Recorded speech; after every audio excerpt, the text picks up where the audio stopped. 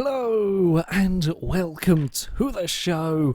Now, you certainly can't go wrong with a nice high-powered sports coupe, and there are plenty to choose from, such as this Mercedes-AMG GTS, and there are plenty of them on Forza 6 as well. So naturally, when we have a big category of cars, we want to do a showdown and see which one would come out on top. Would the AMG reign victorious, or would it be one of its rivals? Now, we would start with a straight-up race at the Catalonia GP circuit. As you can see, though, we were going for a 1-second roll-off delay, partly to alleviate any Turn 1 chaos, but this also makes it more challenging for the higher PI cars. As we have this on a reverse PI grid, it means the very fastest cars are starting at the back, and the difference between the car setting off last, which would be the AMG, and the first vehicle, we're talking kind of 12-11 seconds in this, which is a sizable amount of time that they have to make up, and it also tests the car's ability overtaking, getting through the traffic, as this Aston Martin V12 Vantage is trying to go around the outside of the BMW M6. Can't quite make it work through turn 3 and is still stuck out on the outside of that BMW, while the Jaguar is now coming to join in the fun. He does finally make the bar stick. The BMW can't get stopped into the next corner, gives the Aston Martin a little bit of a bump. The Aston,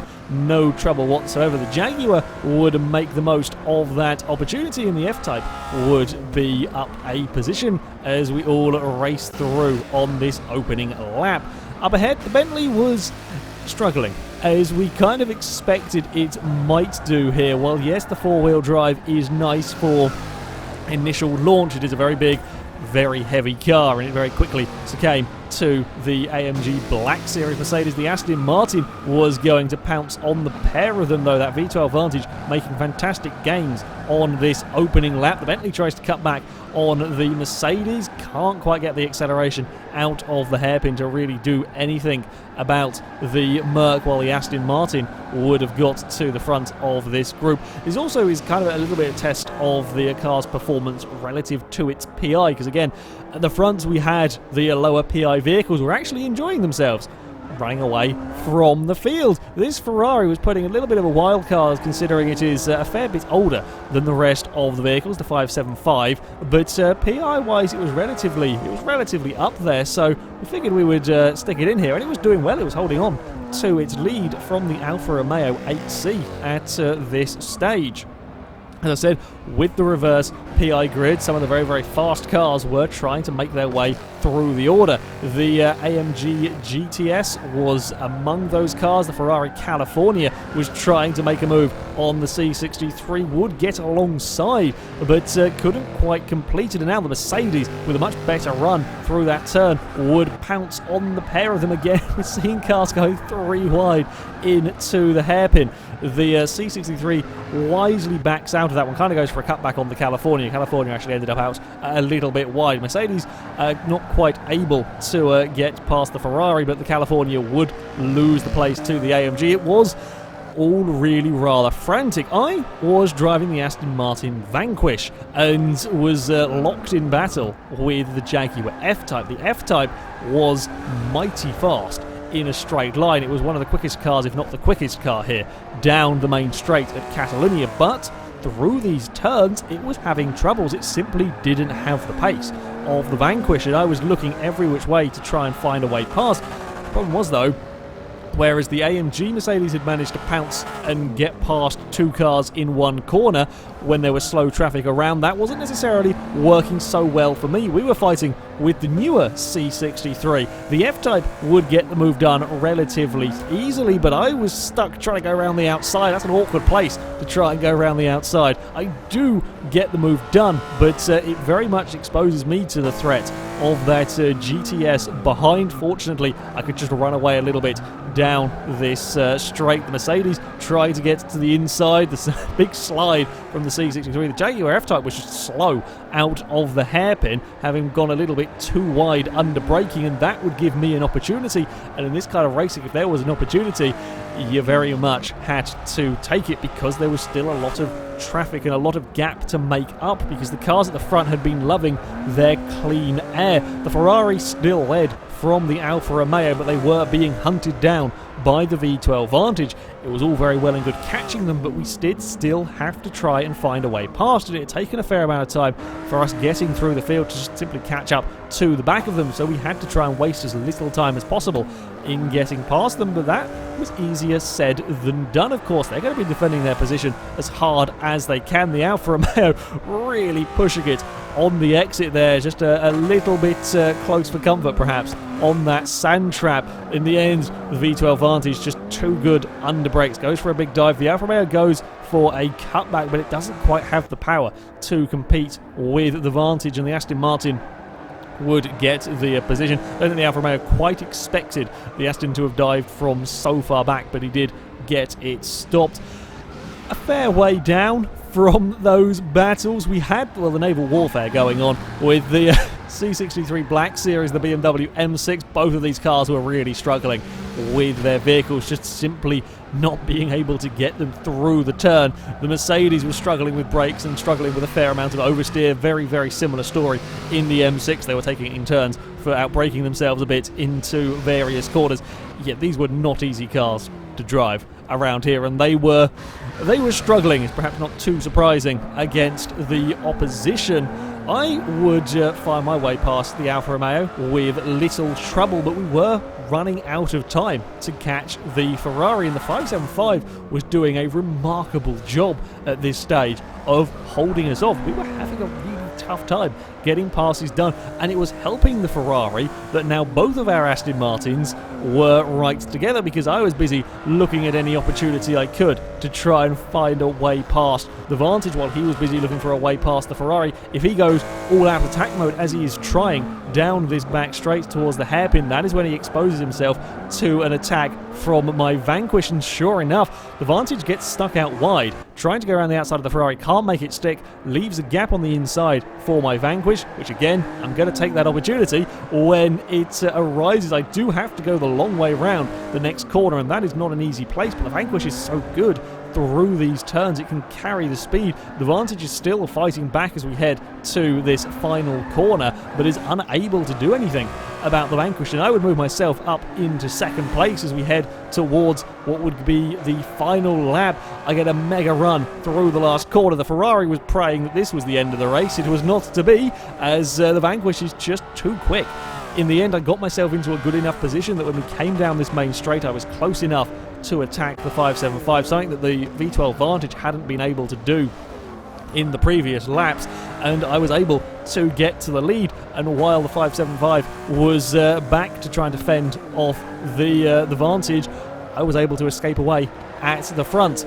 As we did come on to this final lap, still the Vantage was throwing everything he had at the 575, looking for a way past. Again, though, he's being forced to go the long way round as we come into the hairpin. A little bit of an outbrake from the Vantage. The 575 ran a little bit deep under braking as well, and now the AMG is right there. The GTS is looking for a way past. The Vantage left a half a gap. The AMG does sort of slightly force the point. There's a little bit of elbows out going on at this stage, and this is all helping the 575. The Ferrari is loving this because he can now escape away in that second place. The Vantage defends heavily through these next corners. The AMG clatters the curb and won't get the car accelerated off of the turn very well there.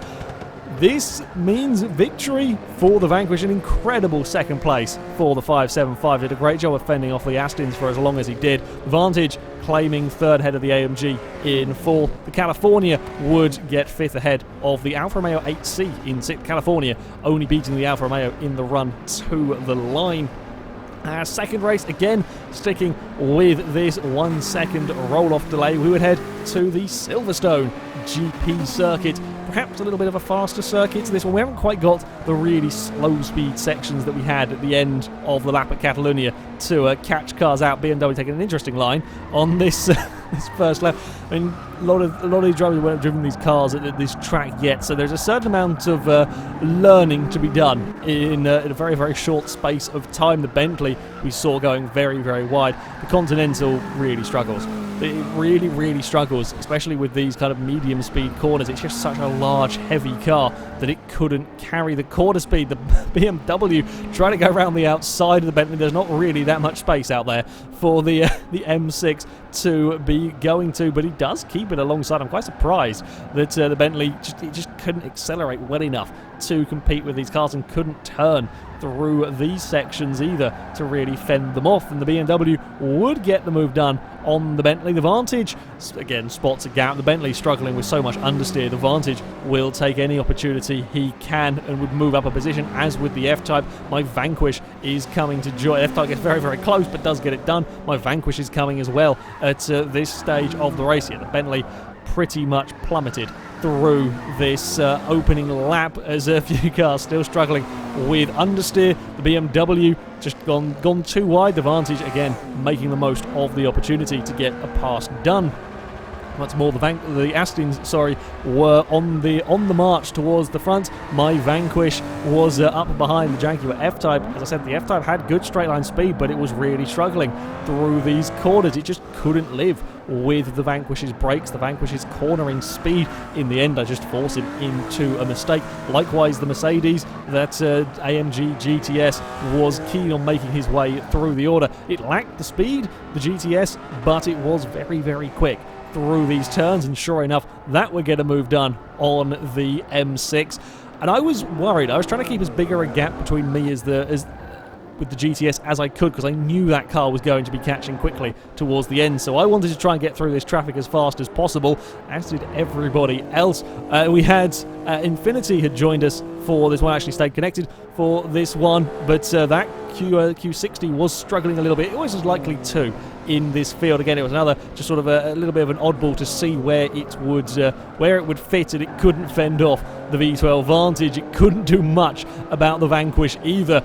It just couldn't get turned. Again, I could carry so much more speed on the inside of that corner with the Vanquish, and the Infinity was just struggling with understeering and gets mugged by the Jaguar F-Type. The both Mercedes would be keen on finding a way past. The new C63 around the outside, the GTS would breeze past around the outside. The poor Infinity losing a whole heap of positions in just a matter of a few corners. But yeah, that's what could happen. We were kind of expecting this to perhaps challenge the likes of the newer C63 and so on, but it just couldn't quite keep pace with the likes of those vehicles and did plummet through the order. We were having yet another Aston Martin battle between the pair of us. The Vantage trying to cling on to that second place. Again, you can see the lead the 575 had at this stage of the race. He was well down the road. Once more, I was being forced to go around the outside of that Vantage. He was doing everything he could to defend the position, but it was no match for the Vanquish. The Vanquish could just carry that more quarter speed. It was just got that bit more grip, and the Vantage didn't really stand. To go on the outside of that corner is a pretty damn tough manoeuvre to pull off. Again, both the corners I went around the outside of the Vantage on are not easy corners to get around the outside on, but the Vanquish was capable of doing that. And I knew I had to get those moves done quickly. As I said, the GTS was coming, and the GTS was coming very, very quickly around this circuit. A great dive up the inside of the Vantage. The Aston just never expected, I don't think, the Mercedes to be able to get stopped. It was a fair way back, and that is not a big braking zone. But the GTS is capable of doing that kind of manoeuvre, although very nearly throws it all away. Running a wheel across the curb there, never a good idea. It nearly spins the GTS off the track. He does manage to catch it, and while the Vantage is busy fighting back on the outside, the Vantage can't carry the quarter speed. Even my Vanquish isn't capable of carrying the quarter speed of the GTS. But I do have the advantage in the acceleration of this little group of cars. The Vanquish, the fastest accelerating out of the turns. I was hoping to use that to my advantage again, wanting to get past the 575 as quickly as I can. Just having that one car between me and the GTS would always be a good thing, although the Ferrari is not keen on giving up the position, and I have to work for it. Again, we leave a nice gap on the inside of that turn one. The GTS more than happy to follow my Vanquish through, and that would put the Mercedes up into second place. The Vantage now has to try and get past that 575. Once more, the Ferrari doing an admirable job of clinging on to position. The Battle of the Barges was also going on. They were faring a little bit better around this Silverstone circuit, while the C63 Black Series would make a mistake and drop back. It was the M6 and the modern C63 that were fighting for position here. They were behind the Alfa Romeo 8C, and they were struggling to really do too much about that Alfa. It was, again, holding pace. Another one of these older vehicles that was holding pace with this group really quite well. The Mercedes was doing rather well, keeping the BMW behind. At the end, though, just pushed his luck too much, coming through Maggotts and Beckett's. It was a little too fast on the way in, couldn't get it slowed down for the second part, and that was very much a gifted position to the BMW through there. But yeah, some of the older cars were holding on really well in this field. At the front, though, as we headed onto the final lap, it was a straight-up battle between the Vanquish and the GTS. And I made the Aston Martin as wide as I possibly could. I knew where the car was strong. My Aston Martin was good off the turns, decent straight line speed. The Mercedes was quicker through the corners, so I had to make the Vanquish as wide as possible. Defend at every opportunity and don't make a mistake. The most critical thing when defending, I cannot afford to make a mistake, because as we saw with the M6, any opportunity that GTS is going to get, he will take it. But again, I just park the car on the apex through Maggotts and Beckett's. The Mercedes isn't good enough to simply drive around the outside of the Vanquish. It doesn't have that much more grip than I do. He tries it on the exit, runs really very wide, is across the grass, almost in the tyre bundle, trying to draw alongside. He can get to my door, but then a little bit of a compromised run onto this straight, and the significant, or I say significant, that bit more straight line speed. It is noticeable straight line speed difference of the Vanquish means I can pull away, and again, don't do anything stupid through these next corners. As I say that, I end up running a little bit wide and run the risk of spinning the car across the curbs. Again, make sure you get the car stopped, park it on the apex, don't give the Mercedes any room coming through these final couple of corners, and that would be enough. The widest of Aston Martin Vanquishes would be enough to fend off that Mercedes for the final lap. The Vanquish taking 2 victories out of 2 at the circuits. Mercedes taking the second place. Another podium for the V12 Vantage. Another very impressive performance from the 575 in 4th, ahead of the Jaguar F-type would claim 5th in this one as the Drivatars go exploring.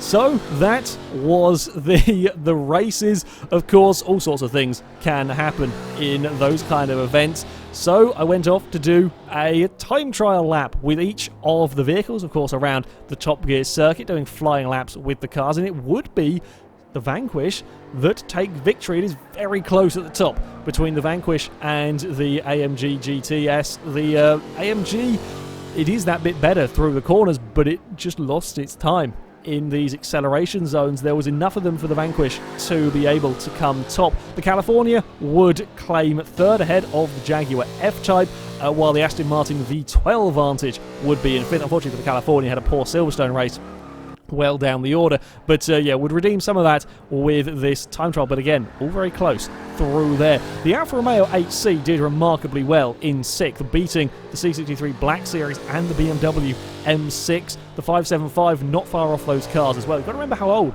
that Ferrari is in comparison. The modern C63 was down in 10th, the 19.7, would beat out the Infiniti Q60 and the giant Bentley, the Continental GT, on 20.9, a fair way down the order. I thought it might actually be a little bit closer. After all, this Top Gear track can sometimes flatter four-wheel drive cars a little bit, but the Bentley just struggled around the circuit. It didn't really have the handling, or didn't have anywhere near the handling to compete with some of these other vehicles, and its four-wheel drive traction just wasn't enough to make up for it.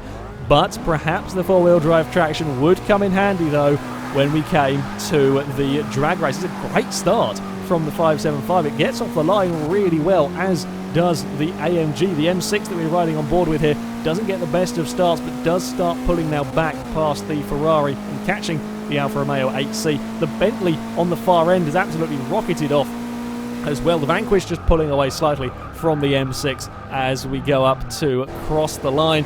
So from a different viewpoint, the Jaguar F-type, this time the AMG does get the best start of everyone, even better start than the four-wheel drive Bentley, although once the Bentley does start picking up speed, that thing goes surprisingly quickly The F-type, though, while not the greatest of launches, it would be the fastest accelerating car here, easily overcoming the, I say easily, relative terms, overcoming the AMG, while the AMG would slip down the order slightly. My Vanquish, half-decent start from the Vanquish as we watch the Bentley pull away on the left there. It's kind of not quite up there with the F-Type and the California. It is quick enough to pull away from the Black Series, quick enough to get past the M6 as well. It does start reeling in the Mercedes as we come up towards the line. It's the launch of the Mercedes that is so significant. Once it's up to speed, yeah, the Aston, the quicker of the two cars. Our full results, if you like, the F-Type would take victory from the Ferrari California.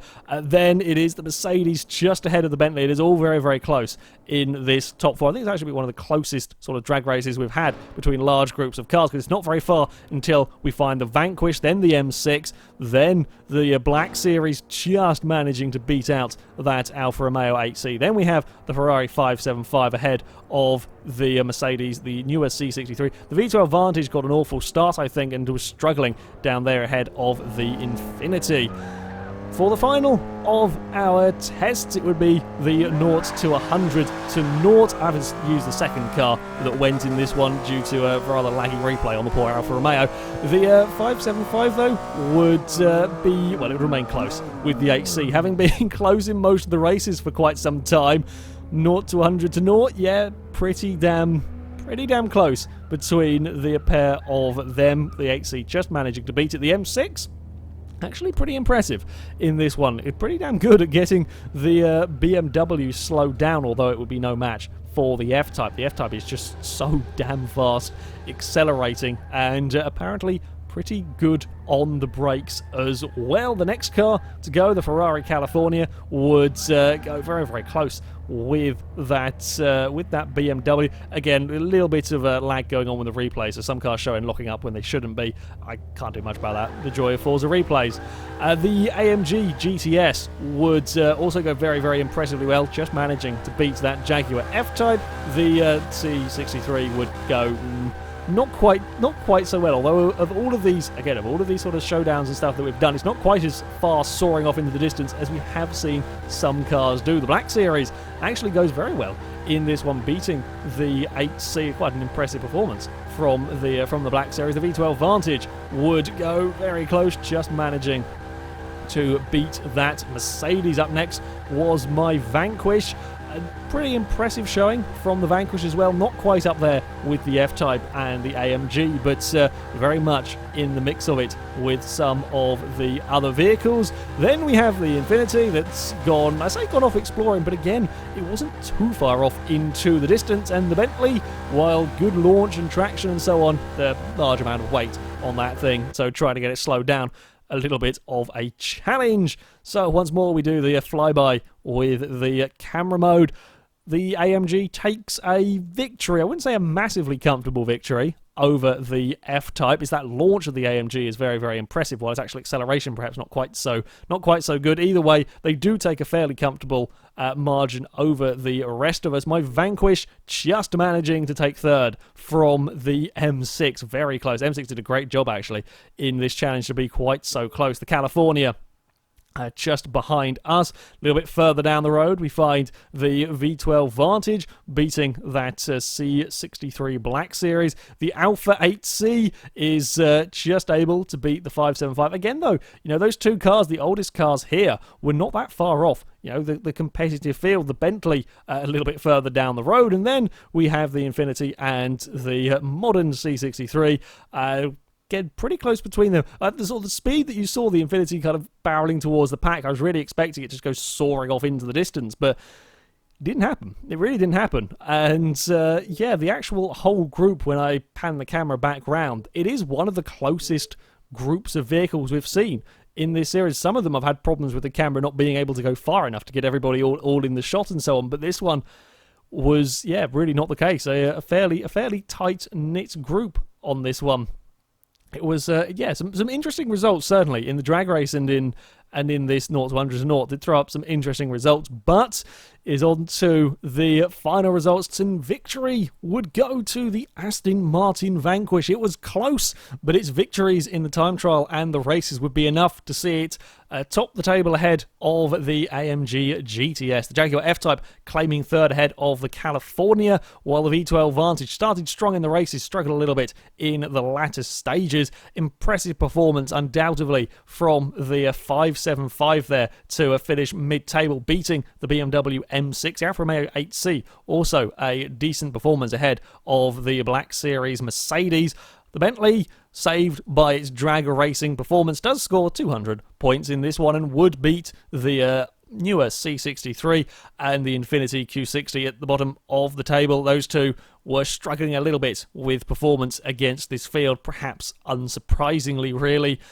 So, our victor, the Aston Martin Vanquish, it is a, really rather good car. I'm glad to see the Vanquish at the top of the table. It's that little bit more acceleration out of the turns is pretty much what got the car the victory. It meant that I could fend off the GTS at Silverstone. It also made overtaking some of the other cars, the cars that the Vantage was struggling against to overtake, it meant that just that little bit easier for me to get past, while there was still plenty of corner grip. The F-Type had a lot of speed, but couldn't get round the corners anywhere near as fast as the Vanquish. It was that overall performance, overall consistency, I think, from the Vanquish is what won it, but it was very close between the Vanquish. The AMG GTS is a hell of a car. It was the better car certainly through the slower speed corners and so on. It was very much putting me under pressure at Silverstone, but it couldn't find a way past. Everything it threw at me, the Vanquish did have an answer for. The Jaguar F-type, undoubtedly the fastest car here when it comes to acceleration and the straight line speed. A little bit of a handful through the corners of the California. Did get unlucky at Silverstone. It would have been very close between the California and F-type had it not got unlucky at Silverstone and dropped through the order. But the California just didn't quite have the speed to match the top two. It couldn't quite keep up with the Vanquish or the AMG. I think perhaps the biggest surprise of all of this has to be the 575. That Ferrari was put in here as an oddball just to see how it would fare against this much more modern field. And it fared remarkably well. It held off the V12 Vantage for like 2 laps at Catalonia. It really could keep up with some of these cars and cause them trouble, make it difficult for us to overtake it, because it really was not that far off these other vehicles. It's down on power, much older technology and so on going on in that car. That is a hell of a vehicle to still be fighting with these modern cars. The Alfa Romeo 8C actually did do pretty damn well also in this field. A car well known for being prettier than it is good to drive, but it still held on. When I drove it around the Top Gear track, that set a damn impressive lap time. So again, the Alfa Romeo 8C was in B class, admittedly a very high B class, but it was beating some of the lower A class cars in this field. It was another surprise. There was some good performances from them. The bigger barges, the likes of the M6 and the 2 C63s, they were, while they had the acceleration, they didn't quite have the cornering to match the likes of the 575 or the Alfa Romeo. And, well, the Bentley, quite a boat, that one. A handful through the corners, but that four-wheel drive launch and impressive straight-line speed did save it a little bit of embarrassment in the standings. However, that is going to be it for this video, guys. Thank you very much for watching, and until next time, goodbye.